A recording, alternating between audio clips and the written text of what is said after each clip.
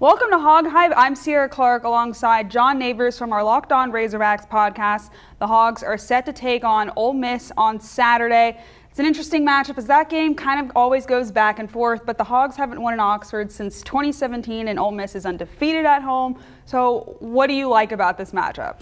Well, I like that it's always going to be crazy no matter what. I mean, it seems like since this 7 overtime game between these two teams in 0-1, you never really know what to expect. Arkansas has been struggling, as we all know, 3 straight losses. They got to find a win. Ole Miss is coming off of a huge win against LSU.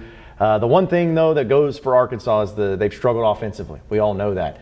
Ole Miss is one of the worst defenses in the SEC. So if Arkansas can't find ways to move the ball effectively, to score touchdowns, to get points on the board against Ole Miss, I don't know if they're ever going to have it happen. So for getting some confidence for the offense, for KJ Jefferson, for some of these guys, this might be the game that you can at least gain some of that confidence.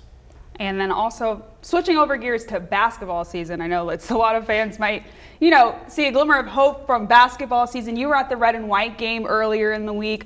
What were your thoughts on, what were your takeaways from that? Well, it's a practice, so you can only take so much away, but it's incredible to see a team that is brand new pretty much across the board except for a few feel like they've been practicing with Muss for a while. Like there was no real stop the game and let's try to coach these guys into what we're trying to do or the drills or anything like that. The only time it stopped was really when there wasn't enough hustle that Eric Musselman saw it and he made sure that they know about it. But I really like what L. Ellis brought to the table. He was a guy that scored a lot of points at Louisville last year, and you know that he's capable of that, but how can he distribute? How can he pass the ball around? He had 6 assists last night, only 1 turnover, so really like the passing, really like the offense. The defense needs some work, and even Eric Musselman said that, but just overall, I was really impressed by how together this team seems like, just for the fact that most of them are playing together for the first time.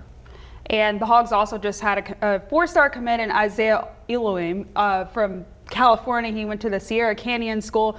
And so it just shows that the Muss bus is still rolling on when it comes to recruiting. So with basketball doing well, hopefully, does that kind of give Razorback fans a sign of hope with football not doing too well these days? That's kind of what the Razorback fan thing is just, well, if you're struggling football, well, there's always basketball season. If it's basketball season struggling, there's always baseball season. So there's always a fallback option for a lot of Razorback fans. But it's just a nice thing to have with basketball coming right at this point in time to where, yeah, football's not going well. Still have some opportunities to maybe get back on track, but it just shows to me that this is a basketball school. They love their basketball here at Arkansas, and they love the fact that this is going to be another team that probably competes for something in March.